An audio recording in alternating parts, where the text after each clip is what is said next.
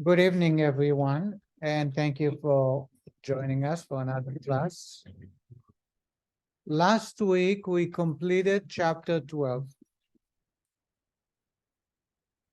I would like to share a summary of what we studied last week or the last few weeks, covering chapter 12, because I believe that chapter 12 is essential. It is central to the entire book. And in fact, the next few chapters we will be dealing with different details of these ideas that were mentioned in this chapter. First thing is that the Beinoni is someone who did not sin and will not sin. As I explained, it means in his current situation.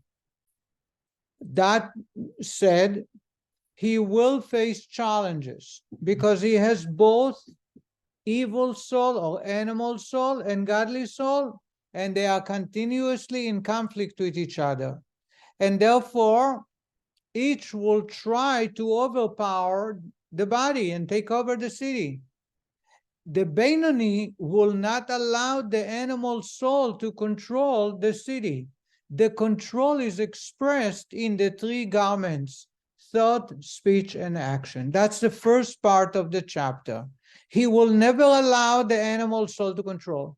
There are times, as we'll discover, we'll read later in the chapter, where the godly soul is the only ruler, like prayer time, special holiday. Thank you so much. Not to be. Baruch atah Adonai Eloheinu melech haolam she'akonu b'dvarim.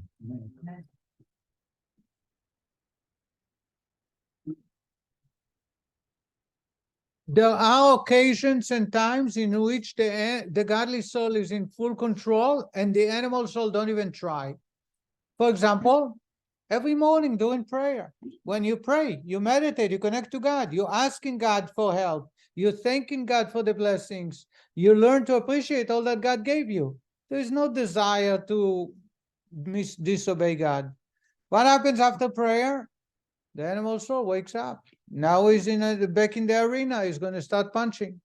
He's going to work as hard as he can to overpower the godly soul. And for that, we need to have all the energy to fight back. There is no way to control, to tame the animal soul. That's point number one. A tzaddik, a righteous man, is spared all these infighting, because he only has a godly soul. Either the animal soul is asleep or the animal soul is solely gone. A Beinoni has both. Point number two. We spoke about the idea of the nature of the human as opposed to all other creatures is that the brain controls the heart. You don't need special prayers for it. You don't need a rabbi's blessing for it. You don't need to speak a particular language. You just need to acknowledge. It's like you have a weapon that you can fight your enemy. All you need to know is how to use the machine. We need to know that the machine called brains is the natural controller of our body. Lusts, desire for disobeying God between man and God or man to man come from the heart. And we already discovered that the heart is the dwelling place of the animal soul. The brains is the dwelling place of the godly soul. God created us different than all creatures, not for talents, not for ability or mobility, not for emotional expression, not for swiftness, laziness, everything else animals may possess greater talent. There's one thing, which is we can serve God.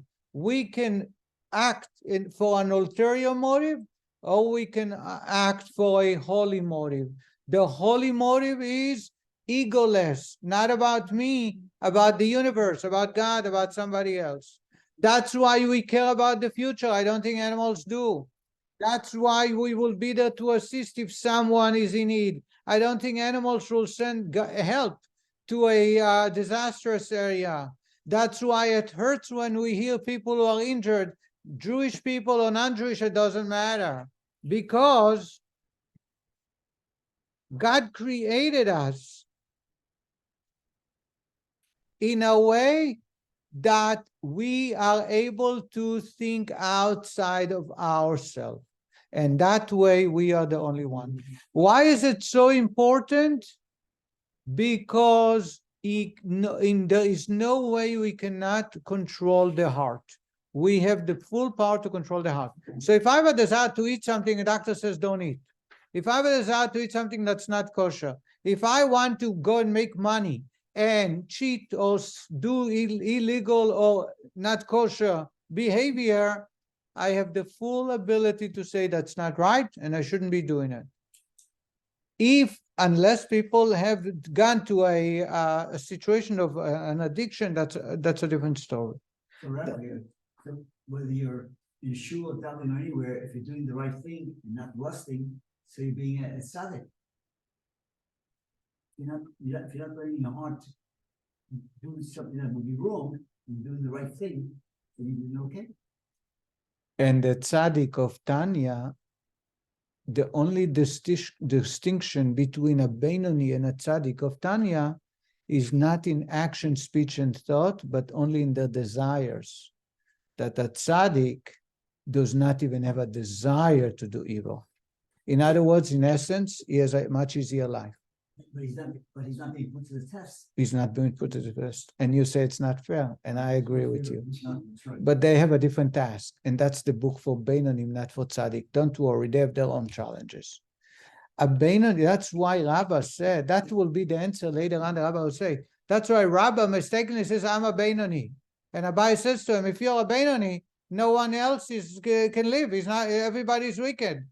What Rabbah meant to say is being a Beinoni and being a tzaddik on the outside, and the garments, and thought, speech, and action, you won't see the difference. There is no difference. You need to understand. The Rabbi proves it. You see, the Misnagdim, those who are post-Hasidic teaching, come and say that at the beginning, 200 years ago, that the Hasidim are a sect or a cult outside. They're trying to divert Jewish people from the Torah. And therefore, the rabbi, everything he's doing, he's basing on Torah text. The rabbi says, I didn't say anything else. The Talmud tells us that if you have one sin, you're wicked, right? Remember, we study it. Not only that, not only if you have one sin, if you can protest someone that committed a sin and you did not protest, you consider the Rasha a wicked. This is the Gemara. Gemara says that. Says, Rabbi, how is it possible to have a Beinoni? If you have one sin, you're wicked. If you have no sin, you're a tzaddik. This was chapter 1. So when is a Beinoni? Where does a Beinoni fit? Says the Rebbe, you know what's the difference? A Beinoni is someone who does not sin not one. Why? Because if there is one sin, he's a Rasha. And the Rasha, I wish I was a Rasha of Tanya, by the way. But I'm not speaking about you. I don't know about you. I know myself. But the Beinoni, that we should strive to reach the level of Beinoni, which is to control our action, our speech, and our thought. And as long as we do that, a tzaddik don't need to be working so hard towards that. A Beinoni does. And God created us in a way because he wants us to be challenged. He wants us to have the fight. And God is deriving pleasure from the process, not so much from the actual result. So that's why the harder it is for me to keep kosher, the greater the reward. I'm sure you heard that, right? Akol lefi rov ha'maaseh. The Mishnah in Ethics of our fathers tell us that you cannot compare two people keep kosher, or two people study Torah, or two people walk into synagogue to each other. Why? Because for somebody, the effort is much greater, the challenge and the temptation is a lot harder, and therefore the reward is much greater. So it's not like building a house. You get paid by how many bricks you amassed, how many bricks you mounted on the wall, and at the end of the day, you put 2 feet of wall, you get $200. You put 3 feet, you get $300. It doesn't work like that by God. It's about the energy, the effort, and the challenges. So a Beinoni will have a much greater tough time. And that's why we are all wish, at least I don't know about you, but myself, I wish I was a Beinoni. I wish that in every time I come to a challenge, I'm overcoming the challenge. And the Rabbi is going to try and help us how to overcome those challenges. A tzaddik don't have that challenge. And the Rabbi pointed, that's why the Tanya is an undisputed book that was accepted by non-Hasidim as well. And it's a whole new revolutionary idea that is all based on the Torah. The Rabbi says, explain me, how is it possible to be a Beinoni if the Talmud tells us one sin is a Rasha? It's against all human nature. I mean, how can you be a tzaddik? How can you not have any? It's kind of impossible. It's impossible. So, I wish, I would like to agree with you. However, the Rebbe points out that that's what we should strive towards. I agree with that, but And I believe that we can reach it. to be a tzaddik?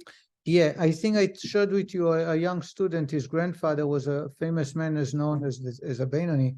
He says to him, you woke up in the morning, you're thankful to God. You said Modani, right? Did you think about eating not kosher that moment? No. No. Did you think about, let's skip the day prayer?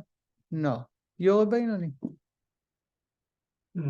Each moment is a bubble filled with energy. You can fill it with pure oxygen or mirrored with, what do you call the opposite of oxygen? Carbon dioxide. Any moment you did mitzvah, you studied Torah, you praised somebody, you said thank you, you gave someone good advice, that moment is a bubble that was filled with oxygen and it keeps piling up. Those moments, you are a Beinoni because you have a very strong. Now, some of those bubbles have super oxygen. Those are the bubbles where it was difficult to reach. For example, your friend says, come on, let's go for a movie on Saturday night, on Friday night. And you say, I'm sorry, I'm going to go to synagogue or I need to spend time with my family to do Kiddush. Now you had a challenge. That was infused moment with much greater energy. Saturday night, they say, let's go to movies. You say, I'm sorry, Shabbat is not over yet. I cannot. I rest on Shabbat. What you did was you infused your bubble with much greater energy. Do you understand that? I'm trying to give good examples.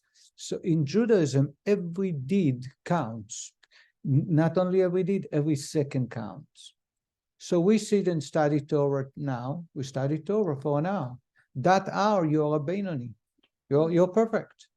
You cannot reach tzaddik, that the level of tzaddik of Tanya. You cannot reach that point. That's what I'm Because saying. you do have an evil desire, it's there. Right now it's asleep because you study Torah, but you're a Beinoni. If you go out later on and go and eat not kosher, for example, now you're not a Beinoni anymore.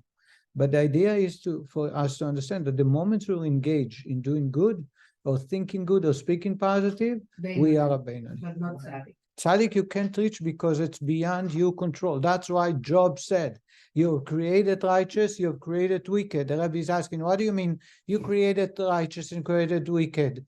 God did not create them. It's a choice, right? It's a free choice. And the Rabbi explained that tzaddik, we call it the tzaddik of Tanya, is only those that God created. Because there is no choice. You have created a wicked. It's not that they are bad, evil people. These are people who have both souls in an equal power. Do you understand? I'll have to repeat it 100 more times, but you need to get it. Excuse me, Linda, just a minute, because Harry. Tanya is Kabbalah, is it not? It's based on Kabbalah. So when at some point I remember years ago, my father told me that people were not learning Kabbalah, until 4 years old. When did that change? So He told me he started at 4 years old. But when did this whole idea of 40 go away? So I can give you 5 answers, but I'll choose only 2 answers. Okay? The first answer is you do not study. There was a saying, do not study Kabbalah before you're 40 years old. The idea was to fill your mind up with Torah, of the oral Torah, of Talmud, Mishnah, and Bible before you study Kabbalah. And the Arizal, he lived in the 16th century, have shared that mutar u'mitzvah legalot zot hachokma. This is a statement by Arizal. We are allowed, and it's a mitzvah to share the Kabbalah wisdom. And from the Arizal, his student, the Arizal did not write anything. He died at a very young age, under 50. I think he died at the age of 48. But everything is based on the Arizal teaching, because his students all wrote down what he was teaching and took it from there with divine inspiration and codified it in different books, different texts. Today, it's a mitzvah to share, and we see that Kabbalah is the only one that keeps the Jewish people together. If we would not study Kabbalah, there will be majority of people who are connected today to Judaism will not be connected. So that's one answer. Do you understand that? Where did Luria come in? Ah, Where did Sir Isaac Luria come in? Luria is Arizal, no? Rabbi Yitzchak Luria. He lived in Tzfat in the 15th century, and he shared the Kabbalah teaching. His burial site is in Tzfat, his synagogue is in Tzfat. I've been to his synagogue and I've been to his burial site. Are we clear? There's one answer. The second answer is the idea of Kabbalah. There is two types of Kabbalah. There is one Kabbalah Ma'asit. Kabbalah Ma'asit is actual activities based on Kabbalah, where we can learn how to control other people, we can tell the future, we can tell where people came from, and that can empower people in a negative way. And that's why the rabbi said, if you don't study Torah for 40 years and humble yourself and realize that you have to be connected to God and be careful how you study it, it's detrimental, it will hurt. And therefore, don't study. The Kabbalah the Hasidic teaching, the Baal Shem Tov, when he came out, they was trying to protest. Oh, you're sharing Kabbalah with everybody. He says that this Kabbalah is not Kabbalah Ma'asit, but actually an inspirational Kabbalah, to inspire a person to realize, to learn how much he's valued by God, how close are we with each other, how joy changes a person and makes them much more susceptible to blessings. These are ideas that are essential. They are a must. And therefore, it's not the Kabbalah that was forbidden for study. And that's what Hasidism is. And by the way, if you want to hear more to a greater detail, please join us at the upcoming JLI, where we will delve into those. And by the way, anybody who studies Tanya should come, because there are many concepts that will be explained in a much brighter way, much more beautiful, and will bring it home a much greater way. Let's back to our discussion here. What is the Kabbalah that non-Jewish people study? I don't know. Okay, because, Can I ask a question? Yes, I'm sorry. No, just, I've been confused on and off about this matter, whether you can become one or not. I know you said that, so like the man that went up the ladder and said, and screamed fire, so that, and then he came down and saw it. Was he at saw it going up or just coming down, and then can you change? Sorry, I'm confused. You're asking a good question. Okay, so let's see how we can deal with it.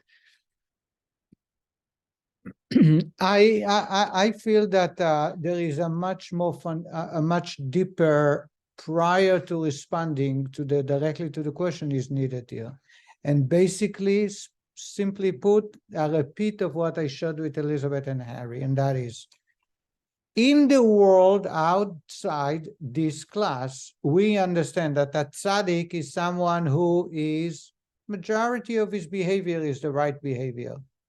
A tzaddik is someone who went to court, was taken to court by the government, by the authorities, or by another individual, and he came out not guilty. So he's a tzaddik, tzaddik bedino. He's meritorious in his judgment. A Beinoni in Hebrew is a word. Beinoni is the middle. He's someone who is 50-50. You ask him, how do you behave? How's you driving? You say Beinoni, 50-50. Right? Do you speed? You go over the speed or below speed? I mean, it's a Beinoni. Does it mean he's always on the speed? No. Sometimes below, sometimes above. If you put the average, average is a very a magical word, and it's very deceiving, right? We know that, right? So Beinoni is normally associated or translated to middle, in the middle. Rasha is not someone who's 100% wicked. It is somebody who is most of the time, his behavior, his conduct is inappropriate. Is that the way we understand? I'm here to introduce you to a new idea of wicked, righteous, and Beinoni in Tanya. The rabbi proves that by God, it's impossible to call someone a tzaddik if he has 99% good deeds. Because as soon as there is one misdeed, one is a wicked. Also, and the Talmud tells us, not only if I did something wrong, one, let's say I study all day, let's take my 12 hours, started at 8 a.m. to 8 p.m. 11 and a half, I was a tzaddik. I just studied Torah, I gave tzedakah, I helped people, I did everything I wanted. I came home at 7:30 and I yelled at my wife one time. And then I continued studying Torah. One sin, tell us the Talmud, is a wicked person.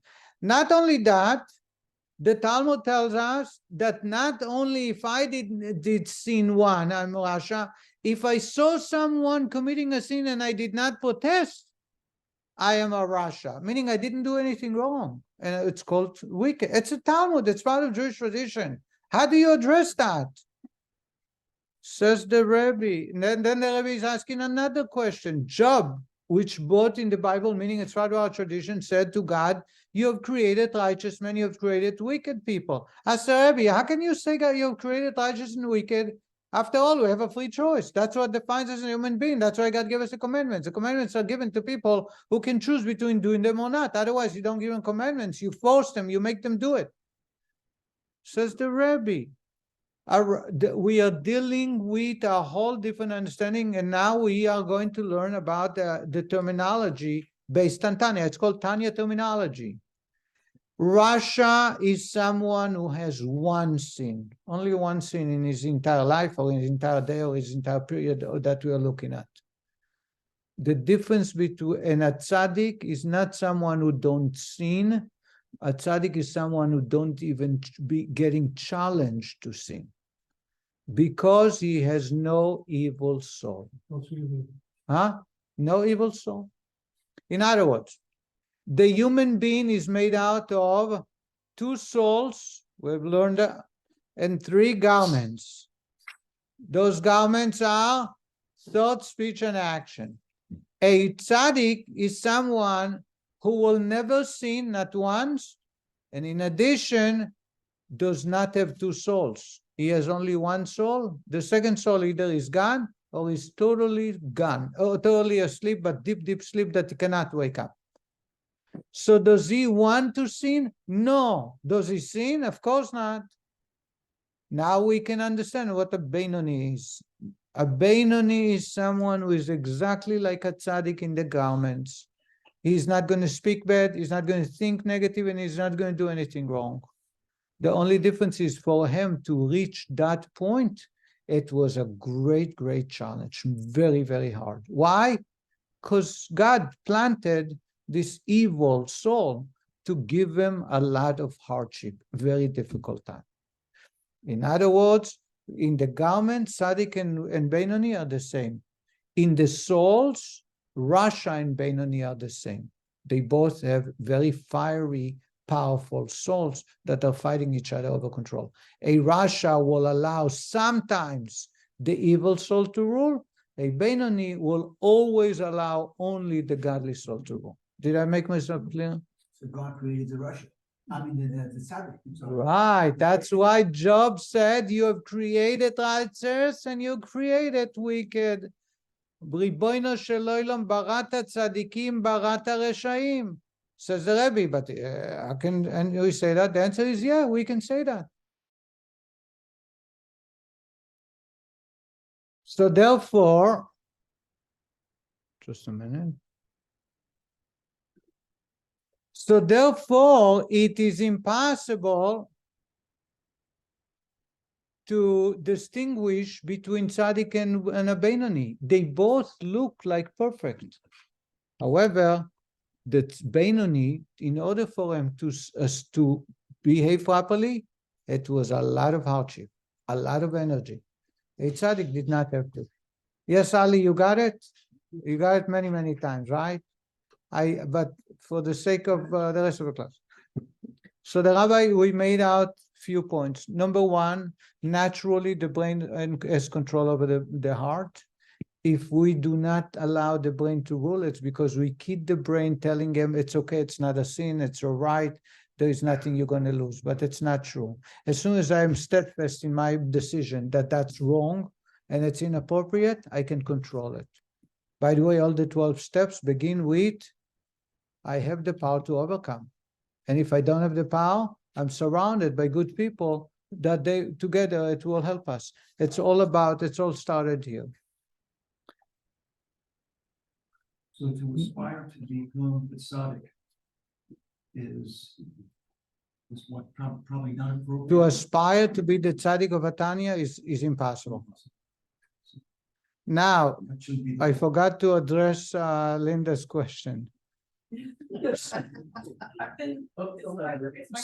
So your question was about the rabbi who took a ladder and then he screamed, fire, fire, fire. He was a tzaddik. He wasn't. He cannot be. He already went up the ladder, and then he only realized it was in something better. He was trying So to- he must say that at the time he was a Beinoni. Yeah. And why? And at the moment when he realizes he's about to lose his Beinoni status, he screamed. And when people came, it helped them stay out of trouble. So he remained a Beinoni because he did not sin. Does that answer? Does that help you? The tower. So, but he was, and you would say he was a He Beinoni, had lost. not a side. Right. Okay, that's it. Because if he had that desire, he cannot be. Relationship. It is. He should not be considered a tzaddik to begin with. So the one who's going out to see the girls and realize, It's a what am Beinoni. I doing? I just want to share with you that it's very difficult for me to say about one of the Tanaim if he's not a tzaddik. It's a very painful. It's very painful for me to say. That's why it's hard for me.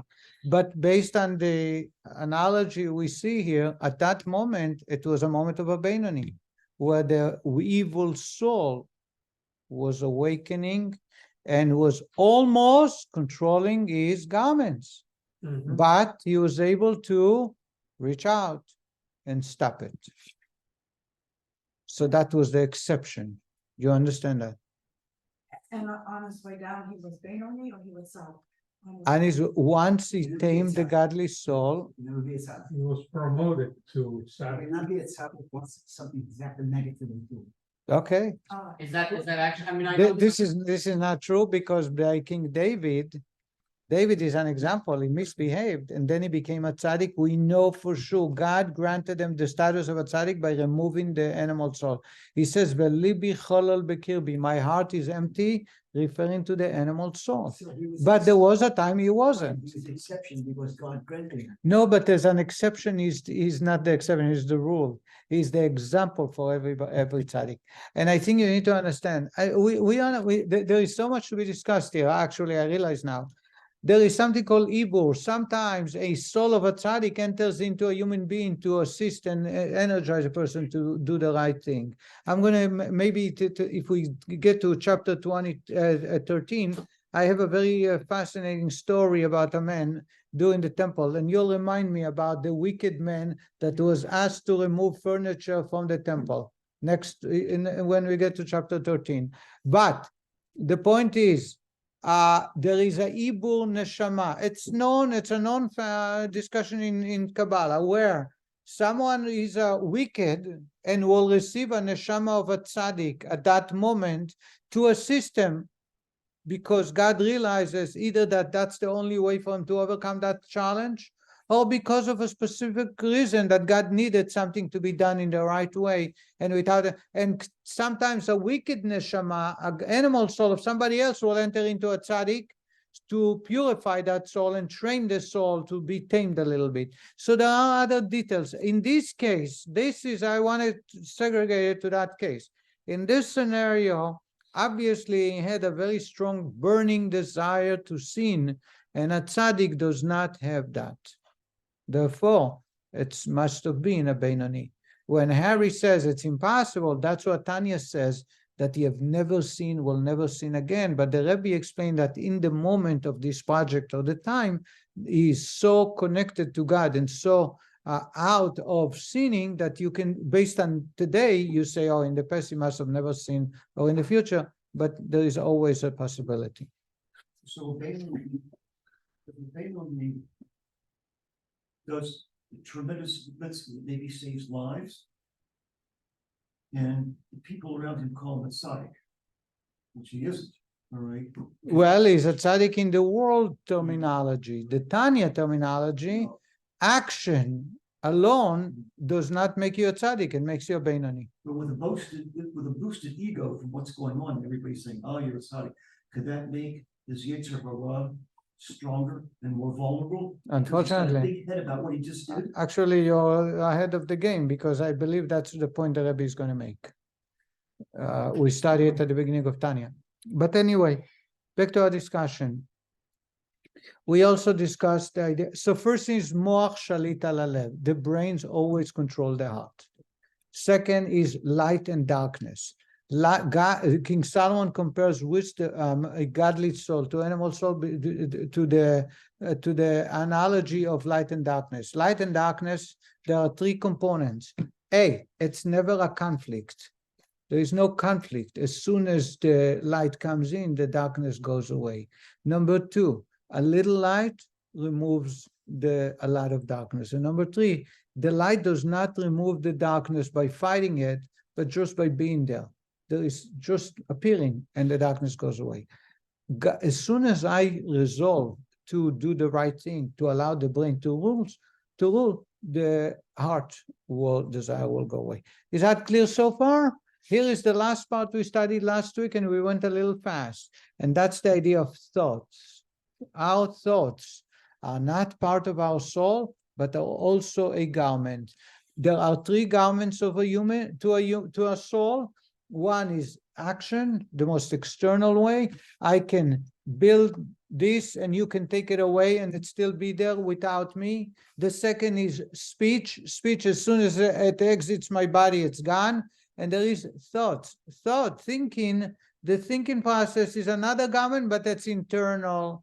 Why is that important to know? For many reasons. Number one, we have full control over thoughts, except because they are internal, there are two levels of thoughts. There is the first thought that enters, we have no control. It can come from either godly soul or animal soul. So if someone is successful, the first idea that comes to mind, gosh, I wish he would get involved in, who knows, something troubled happened to him.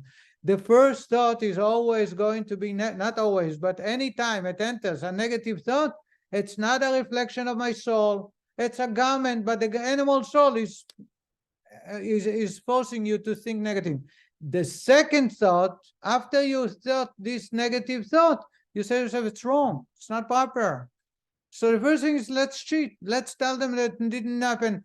They call and they say, look, if you're at fault, then you'll have to pay for it. We can say it was a disaster. It's part of the hurricane issue. That's the first thought that enters my mind. I don't know about you. The idea is the second thought should come and say, no, that's cheating. It's not proper. I shouldn't do that. I shouldn't think that way. When it comes to action and speech, we have a much stronger control over the animal soul. I can say, the animal soul, go and say, punch him. Or the animal soul, go and rob a bank. Or the animal says, go and tell him he's a liar, or go and yell at the person. And I say, no, I'm not going to do it. So you have withdrew, you did not speak, you did not act inappropriately. Thoughts, the first one will come before you can control it. You can control the second one. And the reason the first one came is because it's much internal, it's closer to the souls than anything else, and therefore they have much easy access to them. But we need to understand, the closer it is to the soul, the more effective in a positive or negative way. If I train myself to think very positive all the time, it affects my entire being. Much stronger than acting good or speaking good. Thinking positive is the most difficult to do, but once we do it, it affects the soul to a much greater degree than thought and speech. In addition, negative thought can hurt the soul to a greater degree than action and speech, because action and speech you can reverse. Thoughts you cannot. People tell you, I'll explain that. Psychologists say to you on many occasions, think about something else. When people are unable, I don't want to get into in details, but there are things that they tell you can think different. You can think whatever you want because nobody knows what you're thinking. In Judaism, we say the thinking is actually more effective on the soul than the speech and action. So be very careful what you're thinking. That's why I am just going to say that, and which I think is very important to share, that the act of unity between husband and wife is a very holy act in which thoughts are more powerful than speech and action. They affect the future, the children, and there are spiritual children. I'm sure if you didn't, you should. Whenever we engage in communication, physical intimacy with husband and wife, there are not only physical children that are born, but there are also spiritual children. That's why part of when someone dies, at the funeral, I don't know if you know, the children cannot accompany the bed, the coffin, to be directly. They have to stay far. Are you familiar with that, Harry? Anybody knows why? Because there are some spiritual children that are born out of forbidden acts. And those children, if you allow the regular children to accompany, to be right next to the coffin, they have the right to be there too, and they cause a lot of pain. So what do? We forbid children from being directly next to the coffin. This way, those children who are born from forbidden relationship are not there as well. That's the only reason. There is no, other than Kabbalah, there is no other reason. That's why the spouse can be there, the parents can be there right next to it, but not the children. I was involved with 2 years ago, a community member who lost a child, unfortunately, not here in a different town. I was at the funeral, and they asked me to accompany the coffin, and they made sure that the children, there was no children as a parent, but there was in many occasions, they tell the children who are in a car not to drive directly behind the hearse. There should be a separation of other people in between, because you don't want children accompanying the coffin as the coffin is put to rest. I don't want to address any further that because it's out of the context of the class. So whenever someone is engaged in an intimacy and the thoughts are not correct, it affects in a negative way far greater than incorrect action or speech. I think I made myself clear. So the idea of thought is thoughts are much deeper and closer to the soul. Therefore, in a negative, they affect in a very, much greater. And also in the positive, if I have a positive thinking about somebody told the Rebbe, a Chabad rabbi came to the Rebbe and says that the board in his synagogue are always looking to give him trouble. You get paid too much, you're too lazy, you take a day off, you're spending too much. There is always... Really? Hope it doesn't ring your bell that hard. No, it doesn't happen to me. As soon as they do it, I kick them out. So the Rebbe told him, think positive and love them. And that will penetrate directly to their hearts and brains without telling them or acting even. The Rebbe says their hearts communicate behind the walls.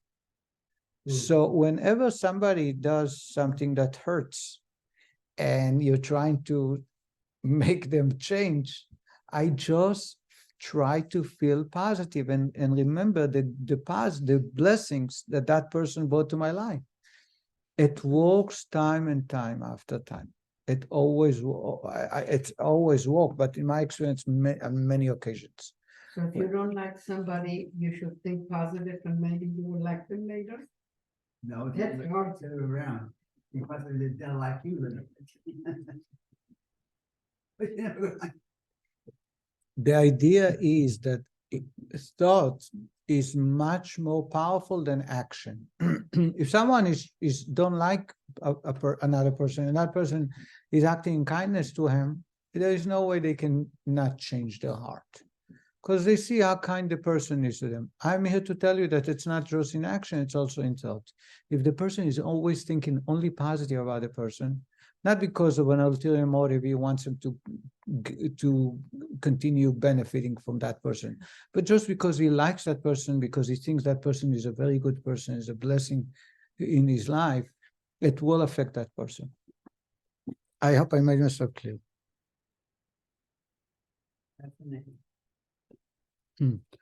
So the power of positive thinking, last week on Shabbat, I spoke at length about Tracht gut wird sein gut.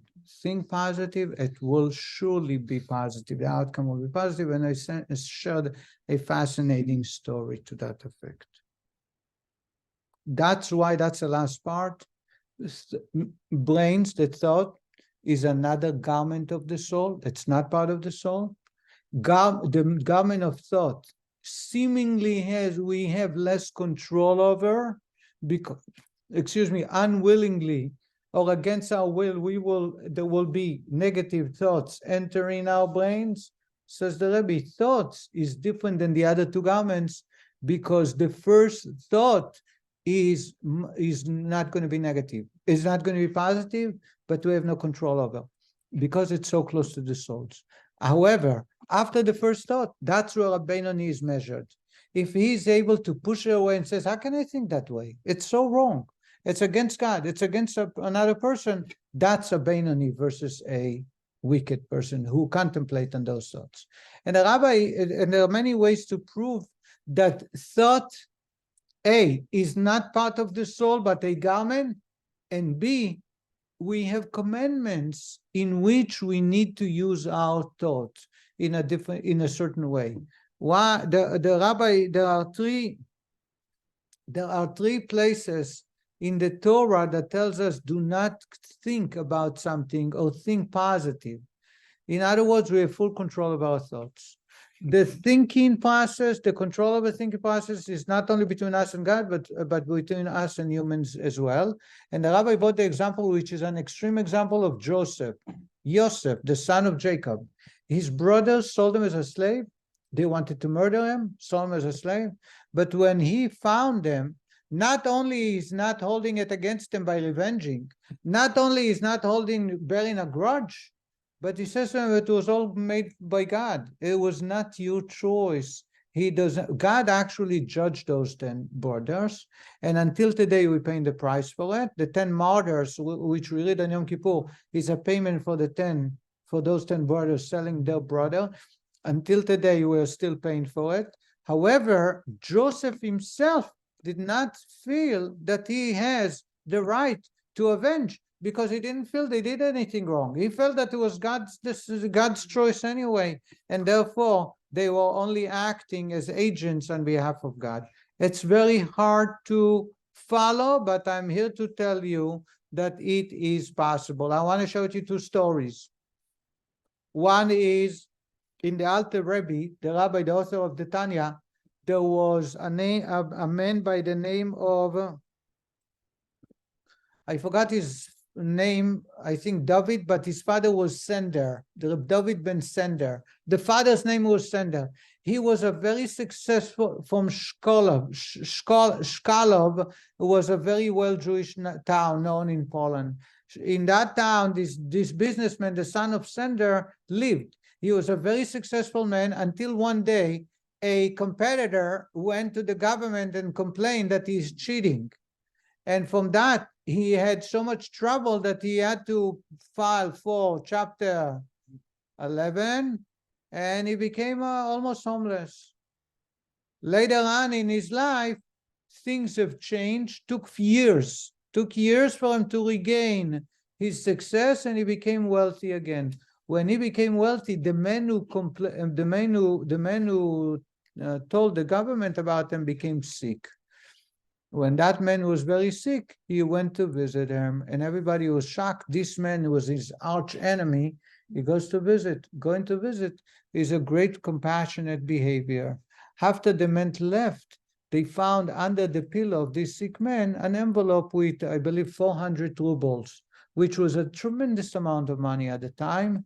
And they realized that he wanted to help the family because the husband wasn't working, he was dying. And the whole town was shaken. And he also died at a young age.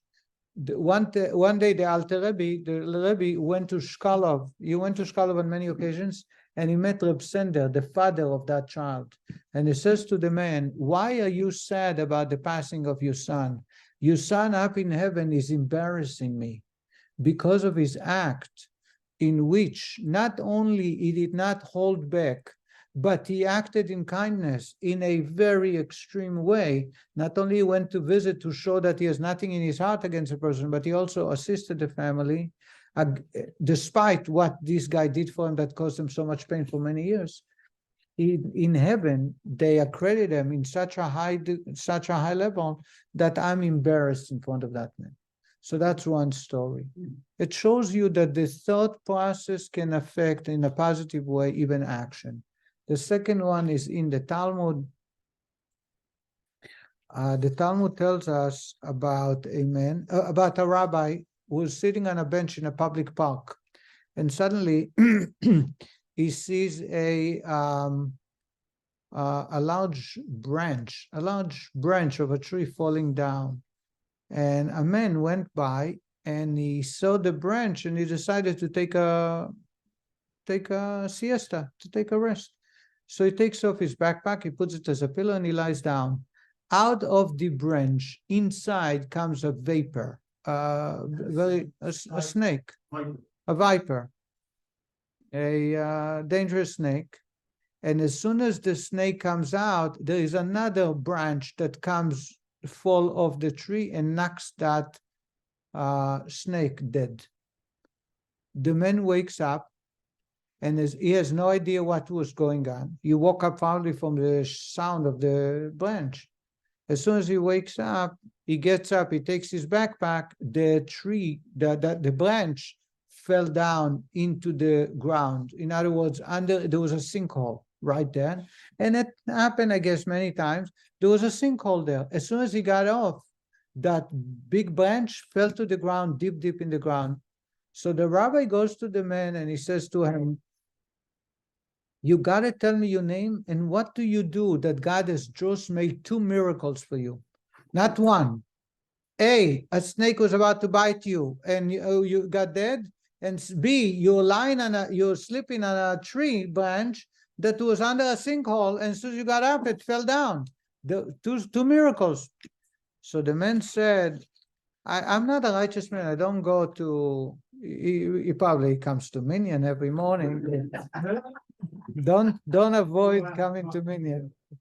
He does go to synagogue in the morning for Minyan, and if they need him in the afternoon, he comes too. But he says he's not a righteous man, but he has took upon himself that anytime someone claimed that he offended him, he chases the person before the end of the day and asks forgiveness and appease the person. He says, what happened if the person refuses to accept my apology, to allow to let go of the grudge? Then I, in my heart, or if they offended me, before I go to bed, I say, God, I forgive everybody. Anyone who committed a crime against me, anybody who offended me, I forgive them all. So the rabbi turned to him and he says, you're greater than Joseph, a tzaddik, than Yosef, because Yosef had an opportunity to forgive, but it was his brothers. You are willing to forgive even strangers. In addition, Yosef did it only once. That once, don't underestimate it. I'm not sure I'll be able to overcome, but he did it once. You are doing it every night. So definitely you're worthy of 2 miracles. The Gemara, the Medrash tells us that that's why God, when God wanted to show somebody that he was very special, he did 2 miracles for him, because there are 2 activities that he was doing every day. One is if he offended somebody, someone else held grudges against him, he would find that person and say, please forgive me, tell me how I can make amends. Even if he couldn't find a person and the person refuses, he would say to God that he forgives everybody because he don't want anyone holding grudges against him, or he holds should hold grudges against himself. That's in the Bet Shema too, right? That's what we're doing in Shema. We just need to mean is first we need to say that bedtime Shema, and number 2, only if the person, if there is a reason for that person to forgive. What if the person don't want to forgive because he don't want you to offend them, to repeat the offense, or he feels that it was inappropriate, or he's owed something back? It's not not easy to say you ask for, because there was somebody here who says, oh, I'm gonna ask forgiveness, and the guy says, you ask for forgiveness. The guy says, no, I'm not forgiving you, because he said to him, you're asking forgiveness for one thing, I was offended for something else. And the person goes after him to the parking lot, forgive me, and then he comes back and says, I asked 3 times for forgiveness. I said, I'm sorry. That's not asking for 3 times. That's not the way to ask, number 1. Number 2, you have to have forgiveness for what you offended him. He claimed that the offense was totally different than what you asked for. So there are 2 things here. That's why I'm very careful about saying that. But I want to share that, if a person says to another person, you can never offend me, I'll never be angry at you, that's a tzaddik. Now we're talking. And I know somebody like that. So if you can take upon yourself not to get offended by anyone, anytime, that's a positive thought. You know what? It reminds you of another story. The story is about Reb Aryeh Levin. Reb Aryeh Levin was a known tzaddik of Yerushalayim. He passed away, I believe, in the early 70s. After he died, he was an extremely holy man in Jerusalem, in the Turei Karta, with all the... But he was also known as very well respected in Israel. During the English mandate in Israel in the 40s, when the English, the Brits ruled Israel, there were many prisoners in the jails, those from the Irgun, from the Haganah, from the underground movement, Israeli movements. I'm sure you heard about that, right? They have executed about 11 or 13 men. You know that, right? In Akko, there is still a jail. You can see the place where they used to execute people. He was the rabbi of all the prisoners. He was known as the prisoners' rabbi. The English allowed him to enter those prisons to meet with those prisoners and pray with them and so to say inspire them and bring up their morale. Very well known, Rabbi Aryeh Levin. So Rabbi Aryeh Levin, after he died, his wife said that he had never in his lifetime got upset with his wife. Never in his lifetime. A real tzaddik. He's known as a tzaddik. If you search at Tzaddik Yerushalmi, the Jerusalem tzaddik, it will come up, Reb Aryeh Levin. That's the man, very, very holy man. He wasn't a chassid of any group, but they had no enemies. He was known as the rabbi of the prisoners during the English mandate. They allowed him, and a lot of fascinating stories about him. Anyway, so she explained why. She says, when we got married, we were so poor that there was no money. He could not even afford a ring. So I think they took a cigarette jacket or cover that was made out of silver, silver and paper. Cigarette, this used to be, I don't maybe today too, right? They have the silver. Inside the box, they have a silver, Line. a silver liner. It's like aluminum foil. Aluminum foil, but a little fancier. And I think that's what they wrapped it around, and that's what they did the ring. It was shaveh pruta. It was a minimum need. I think so. So when they went into alone to be alone after the chuppah, the husband and wife, the groom and bride should be by themselves. And at the time, the tradition is to present the bride with a diamond ring. So he turned to her and he said, so when they were in that room, he said to her, you know, every bride deserves a diamond ring. And you're no exception, but I don't have one. So my gift to you is that whenever we have an argument, I'll let you win for the rest of our life. Nice. And she said, he kept this word. And I don't, I'm not,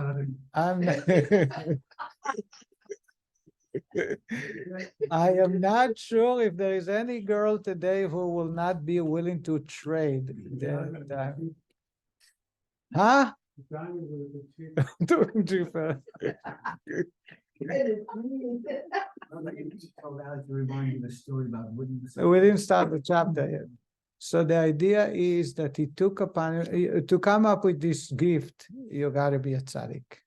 But in my opinion, it's not just that. It's to be able to, because later on he could have afforded and say, give me back that that pledge. I take it back and I'm gonna give you a diamond ring. 5 carats to give He says it's valued at 5 carats, but he kept it.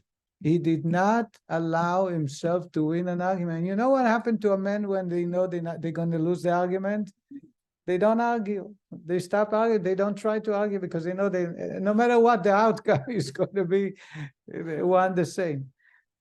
If we have a positive, that's why the lessons of this, we studied last week. Some of what I showed, we studied last 4 weeks. It's so powerful because it affects in so many other areas of our life.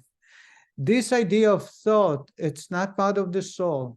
And the first, however, it's very internal and close to the soul. And therefore, if I am steadfast about my thinking positive about myself, about my surrounding, about my relationship with God and other people, it affects my soul, it affects others, and it brings me great blessings.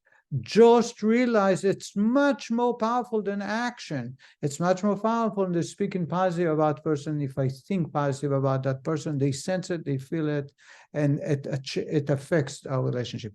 Next week, we're going to start chapter 13, in which we will discover our faults or our weaknesses. In the next 2 chapters, the rabbi is going to go in to our weaknesses or knowing our special talents in order for us to win the city and allowing the godly soul to rule and not let the animal soul rule. And we'll conclude right now. Thank you very much. And we'll meet again.